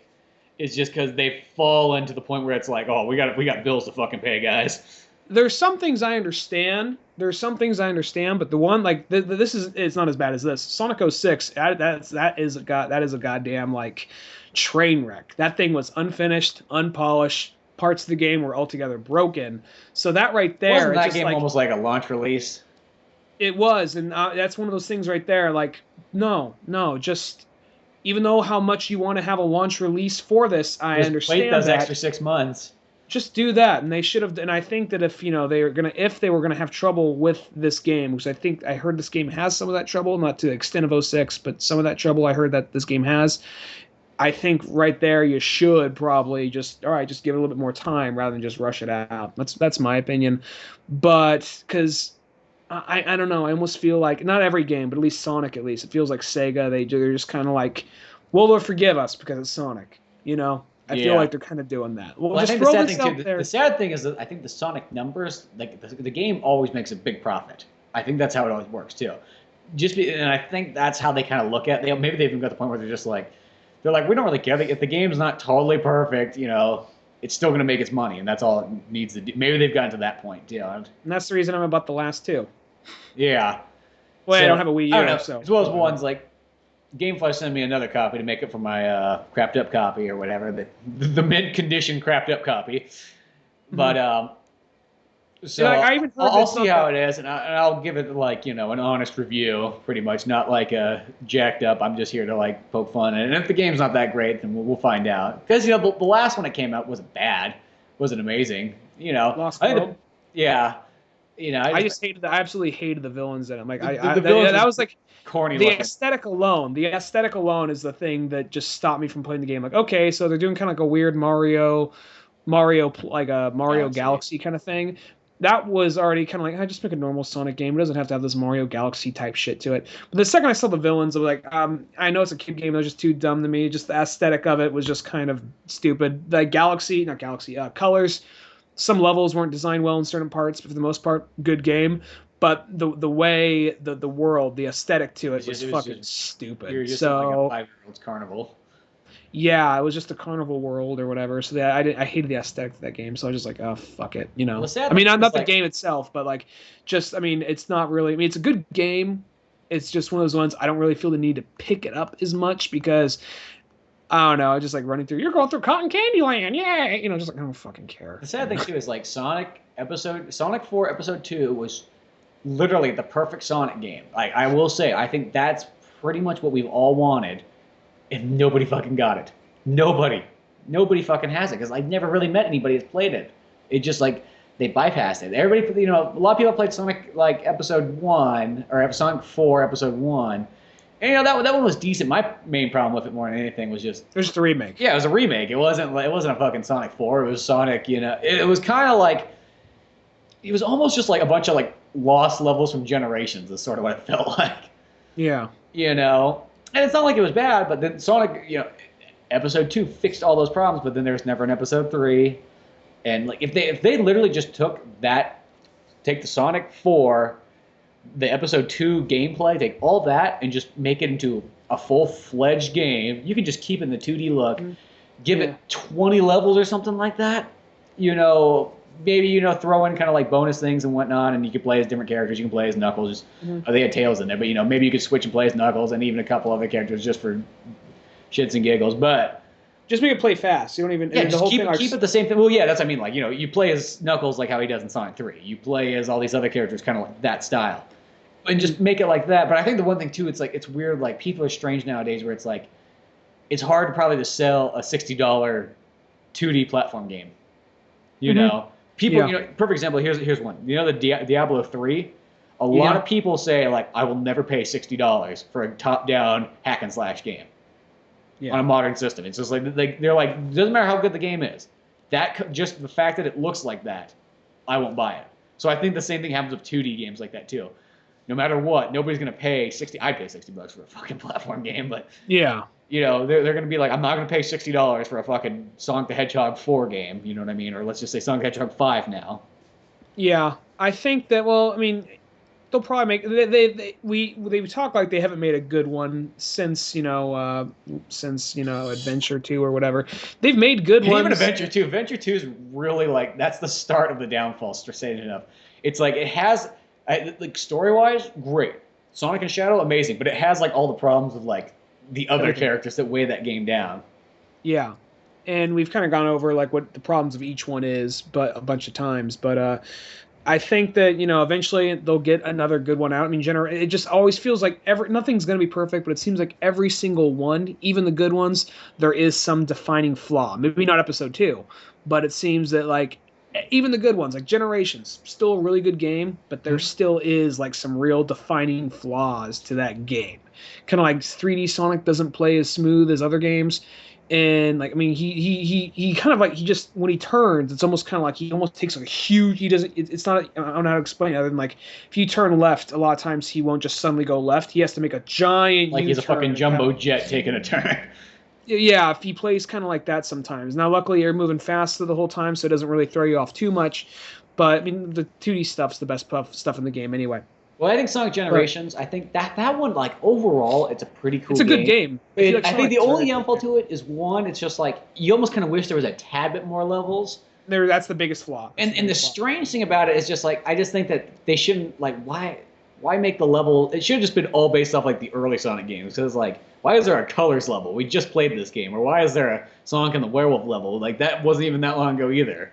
Like, not like the levels themselves are bad, but it's just like, if you're going to be making a game where the whole point of the game is just to remake it, fucking why don't we just remake just from Sonic 1 through 4? Stuff we like. Or Sonic 1 through Knuckles. Just those are all... Just pick the very best stages out of that game. And it should say it chronologically. You played through the eras where you shouldn't have played through the eras. You should have just been a best of. So, unfortunately, most of the best ofs not in the the GameCube era. Yeah, so it's a small kind of like complaint. It's kind of like it almost feels like I'm complaining about something that like it's kind of having a different type of game, but I still think it's kind of a legitimate complaint. And once again, it's like that's probably out of all the games in like the last 15 years, that's definitely in the top 3 games. But and I think the other thing too, it's like even though it's kind of cool, it's a remake game, so to me it doesn't feel like it's pushing like the series like to the next level. Yeah, and this one, look, they're not saying this is the main series. This is its own little like spin-off one where they get to be a little experimental.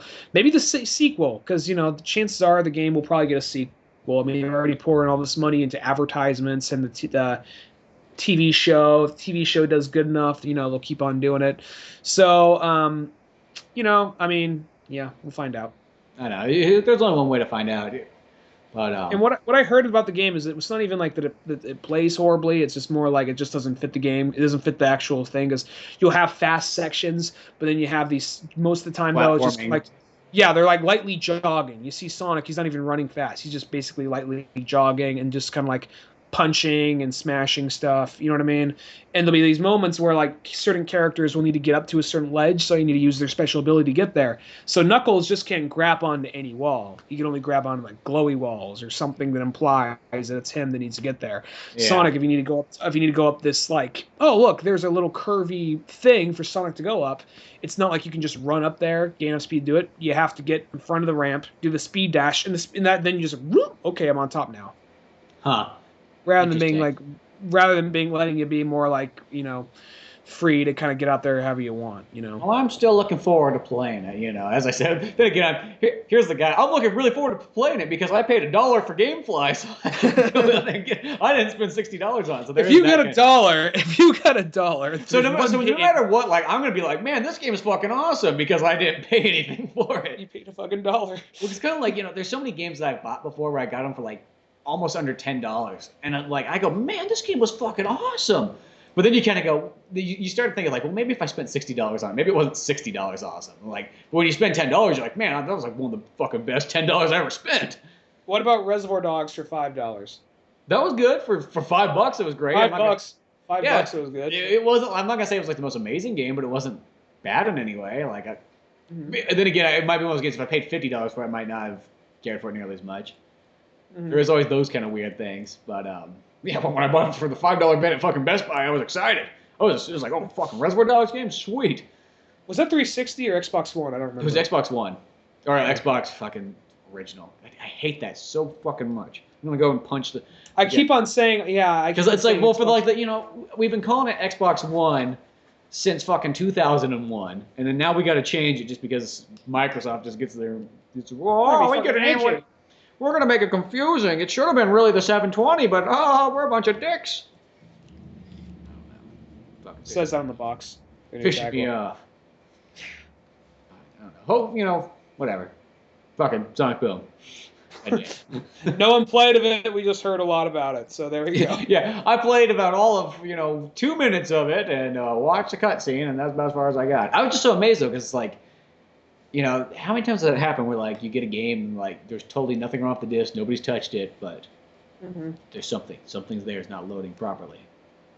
Yeah, I know. They're probably the ones who are like, oh, it's probably your Wii's fault. It's like, no, it's not my Wii U's fault. I only have 3 fucking games for my Wii U. I know it's not its fault. But still.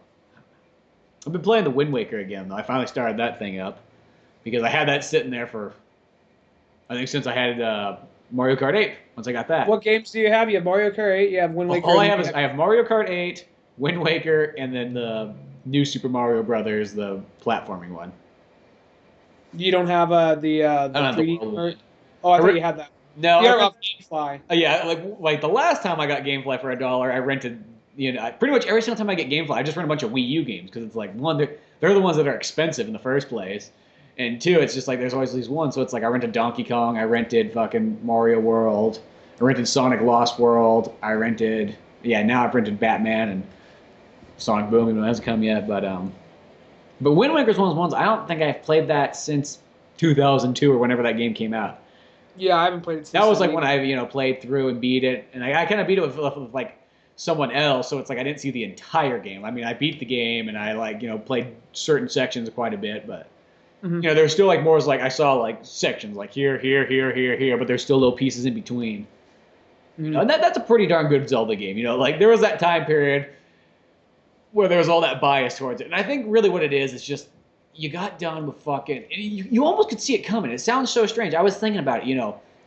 We played Ocarina of Time, and it was like Ocarina of Time was just so fucking amazing. It was just like the perfect game ever. And then we had Majora's Mask, and we don't really look at that, but like Majora's Mask is a step into the fucking Wind Waker channel, though. You think about it, you go from playing Ocarina, where you could be adult Link, and be badass and whatnot. And then you get to play Kid Link once again. Boy Link, yeah. But you almost kind of forgot about that. You didn't question it too much, and then they get the Wind Wakers. It really is a stepping stone to the Wind Waker. If Majora's Mask, if you're playing as fucking like 35-year-old Link, then I think it'd probably be a huge, ginormous like step back. Well, Link's never really older than like maybe 17. 20. Yeah, 20 like maybe. I feel that's how I feel. I think it's 7 years, so he's 10 years old as a boy, and then he's 17 years old as adult Link. Yeah. Adult Link, 17 years old, but I'm waiting. I'm still want my old grizzled Link, my old Unforgiven Link. I'd be badass. I just think it's like, did you have the Zelda the Master's Quest thing for GameCube? No. Oh yeah, I did. Yeah. Did you pre-order that game and like not pick up the Wind Waker? Because that's how you got that. No. I had a friend who I just bought it off my friend. Oh, okay. Because I remember I was like, there were so many people I know that went and pre-ordered the Wind Waker just to get that Master Quest, but nobody, like a lot of them didn't even pick up the Wind Waker. That was just it. It was just like they just pre-ordered. So they threw down $5, got that, and just left. Yep, that's what I did. That's what Cisco did. There was a bunch of other people I remember that did that just because like. And you never went back to get your Wind Waker? Nope, never did it that time. It was just good. That was a period where it's just like they showed us that sweet Ganon and Link fighting each other, and then when you saw the Wind Waker, it was almost like it really did feel like a slap to the face to like the fans. That's kind of how the Wind Waker looked, and I think that's how we kind of treated it. We're like, fuck you, we'll go pick up the Zelda we wanted, the one we respect, the fucking Ocarina of Time, and you guys can have your fucking Wind Waker bullshit. So it's like, never did. It was like, who cares? I got the long run. It's like that fucking Master Quest was worth like way more than the Wind Waker, even though now it's probably dropped because of the 4-pack.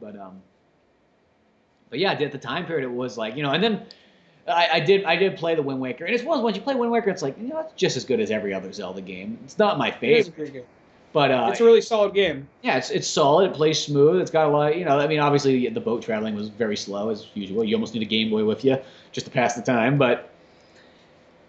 You come back to respect it, but I think there was that time period where it just felt like, and I think it was also, not only was it just like a step down from the Ocarina of Time era, but it was also the fact that, when you're kind of like in school, this was like when the Xbox era started happening, and PlayStation was already there too, where you start getting the kids who are just like, well, Xbox is the adult system, and you're like, yeah, right, man, Nintendo's so fucking awesome, and then when they kind of pull that Wind Waker shit on you, you kind of go. You can't go now. You can't fight that argument. Now you are like they just go. Yeah, well, look at Wind Waker and Mario Sunshine. You're like, yeah. So what? They're still fun, guys. They kind of fuck you over. You don't realize it, but Nintendo literally fucked you over in those arguments. Now fucking Sam Fisher and Master Chief are fucking beating the shit out of you in the bathroom. There's that one friend you'd always have. You love the guy, and he was your friend, but he would sometimes just say stupid shit at the wrong time. And it's just kind of, you love the guy, you want to hang out with him, but your other friends didn't like him. Like, oh, dude, come along. And then he just says something stupid. You're like, around the corner, dude, what the fuck are you doing, man? Like, I don't know. I'm just like, don't fucking do that. All right, just be cool, all right? Just be cool. I put in a good word for you. Chill the fuck out. Like, okay. He goes back out there and does something stupid. Like, and then you're just like, what the fuck? That's kind of what Nintendo was doing at that time. You had, like, because that's where you actually took sides. Now I don't think people take the sides and don't care as much. At least I don't think they do. I'm not in high school. I bet they still do in school. I bet you it's still a pretty big deal. Like, there was something like, I was watching, like, and that's what Nintendo was doing. I was the latest South Park season, like, because that's how I always just seem to watch. Oh, right, yeah. They had the one where it was the PS4 versus the Xbox One, and I guess maybe this is just from being older and not having the internet generally at disposal for at least gaming. I never ever thought of it this way, because the way I used to think of systems is like, you buy Xbox because you like Gears of War and you liked Halo and you like things like that. You bought PlayStation because you like Twisted Metal and you like God of War and you like fucking Uncharted. You bought Nintendo because you like Legend of Zelda, Mario, and so on. You bought Sega because you like the hardware. Blah, blah, blah. I never thought of it this way, though, and like this probably you probably get fucking ridiculed at school, because if all your friends buy fucking Xbox Ones and you're the only kid buying a PS4 and you go to get something like Call of Duty, you can't play with your friends. And that never crossed my mind whatsoever, because like my only reason is like you buy a system for the exclusives. That was the only thing that made it different. Yeah, that's what I always thought too. But I remember that episode, they're all doing like winner for like Game of Thrones thing. Oh yeah, they have the Game of Thrones thing, which is like I don't understand any of this, but it's whatever, it works. But it was more like, it was the other part. It's like, I'm like, oh, that's probably so true. Because, you know, like in school nowadays, I bet you people get fucking bullied over that shit. Like, what do you mean, Bill? You're not going to get you're not going to get an Xbox One like us? What? What the fuck's wrong with you? What? Parents just got more money or something to spend on you? I bet the Wii U thing, because I listen to some video game podcasts every here and there. And, you know, some of the people on the podcast aren't exactly big Nintendo fans. Not that they hate Nintendo. They're just not. That's not their favorite thing. Like the only reason to get a Wii U is if you're like a big time Mario fan or Zelda fan. Because beyond that, though, there is no real reason to get one unless you're a fan of that stuff. Which that's got a point right there. So that conversation though, that debate, like, oh, you should get a Wii U or you should get that, doesn't really. That just strictly comes down to titles rather than hardware. Because hardware, it's obvious where Well, that's mostly because that's for me. It's like I would rather have a Legend of Zelda or a Mario game pretty much than mostly every other title. So that's why I like Nintendo so much, and I'm always buying them because I'm looking forward to all the Nintendo games. Like, really, I could care. Like, perfect example. Like, what are the games I own right now for my Wii U? They're all Nintendo games, you know. And there always is a bunch of stuff. People always like kind of forget. I think they just forget about like the other things that do come out for the Wii U and whatnot, or just the Wii in general. But most of the stuff would be Nintendo stuff. Because I think about like for just the regular Wii. You know, there's still, like, in my top 10 list, I'd say there's at least 4 titles that aren't Nintendo titles, you know? So there is still quite a bit out there, but I just think that the average, it's pretty much mostly if you don't have a Nintendo, you just mostly don't care for Nintendo. That's most of the bottom line. You can never really convince anybody for that, because if they don't like Zelda in the first place, well, then they're never going to care. They're not going to care at all about the, Nintendo, Wii U or anything like that, or 3DS or anything. You know, where it's like, I know that, like, Xbox and PS4 are a little bit more open systems and whatnot, but, I don't know. In the perfect world, you own all 3 of them, and you just don't give a flying fuck. Yeah. Perfect world, you just go, I got my Xbox One, I got my PS4, I got my PSP Vita, I got my Wii U. That was high school. It's kind of weird. When you get older, you got more money, but yet you can't really. I mean, it makes sense when you get down to it because bills and all that. But when you're in high school, that's the magical age. Like, no, just buy like all the fucking video games. Because now it's like there's that point where when you're a kid, it kind of comes and goes. When you're a kid, it's just like, okay, I can either get this or that. And only the rich kids really had 2 systems, had the NES and the Sega Genesis. It was usually you had to pick and choose. Yeah. And then once you got to high school, you got a job. So you got to spend all your money on this dumb shit that you're not supposed to spend your money on. So then that's where you get the Xbox, the 360, and maybe, not the PS2, the Xbox, PS2, Game Boy Advance, Neo Geo Pocket. Or maybe if you're lucky, one of those would be a Christmas gift or something like that. You know what I mean? So you could get all 3 of those things. And then you get to the point in college, and just a little less, for me at least, a little less just because I got a little bit more busier. And then you reach full adulthood, and you don't have the time for it anymore, and you don't just have it. Almost, I can imagine right now at this point owning 3 systems because there's so much for each system, and they're also expensive to top it off. That's primarily the main thing. So now it's just like, I might get 2. Right now I'm leaning on 1, but I might get 2. So yeah, well, that's kind of like I'm at too. It's like, if I could, I would have all 3. Or at least got to wait till one of them that become like to go cheap and like be basically obsolete, like the PS3 right now. You know, I mean, still reason to get it. I know still what you mean, that's what I did. And I've mostly done that my entire life. I was always somebody. I had 2 out of 3. I always was a 2 out of 3, and then right at the very end, I would get the 3rd one once it became cheap, and then I could catch up really quickly. I did the same thing with the PS3. I did that with the first Xbox. You know, right as about the 360 was coming out, I got an Xbox original, and then I could just catch up on a bunch of games that I never played, and then jump into it. But I got a Dreamcast like right at the end of its lifespan. When Dreamcast was $100, I just went out and bought a fuck ton of Dreamcast games. I remember Sonic Adventure 2 being the final Dreamcast game. Yeah, I think it was close to it at least, or something like that. But yeah, like, see, because Dreamcast, that was the first system I ever got. Like, I got that like only a couple months after it came out, so that pretty much was to me. That was like getting a system like in the beginning, and I never had that before, so that was like really cool. Just be like, oh my god, I got a Dreamcast. 1, most people don't have one of these yet. 2, it's the most powerful system out at the moment, and just having that kind of feel was so like, it was just such an awesome feeling, you know. And I guess because it's the first time feeling, you're never gonna get that ever again. Even if I went out and bought a PS5 day 1, I'm not gonna have that same feeling. You know, it'll be similar, but it won't be as amazing, you know. So that's what made the Dreamcast so special to me. But like, the upside of getting the system mostly towards the very end, though, is you literally just go in this game store and you just go, like, all the really good titles, like, they're all, like, under $10 or so, give or take. You know, if it's a Nintendo system, you're still probably paying $50 for it. But Yeah, sorry, I'm listening. My fucking heater. I don't know if the microphone can pick it up. I can hear it just going thunk. Thunk.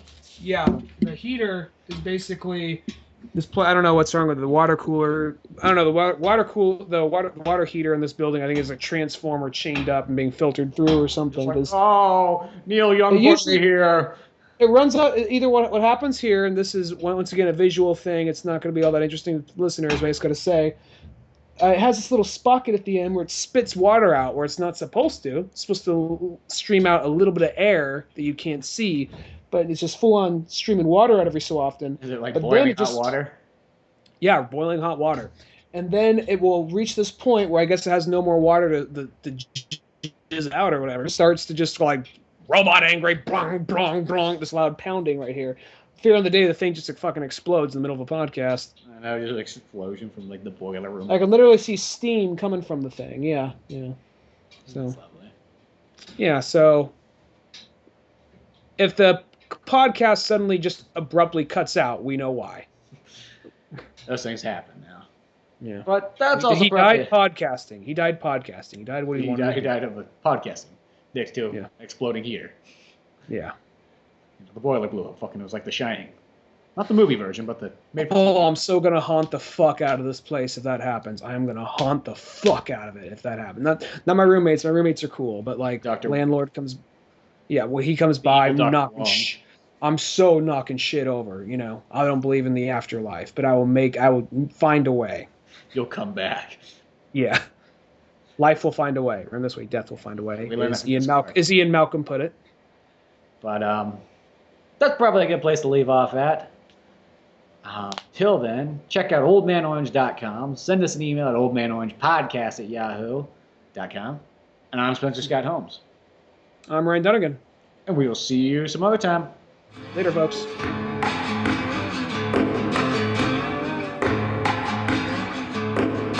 Thanks for listening to the Old Man Orange Podcast. Check out our website at oldmanorange.com for even more podcasts, cartoons, videos, music, and more. Send us an email at oldmanorangepodcast@yahoo.com. Be sure to subscribe, share, rate, and review us on iTunes, Podomatic, or any of the other fine sites we might be located on. If you want to help out even more, click on the Amazon or GameStop links on our webpage before you make any purchases there. It won't cost you a penny, but it sends us a little something our way. Thanks again, and tune in next week for more Old Man Orange Podcast.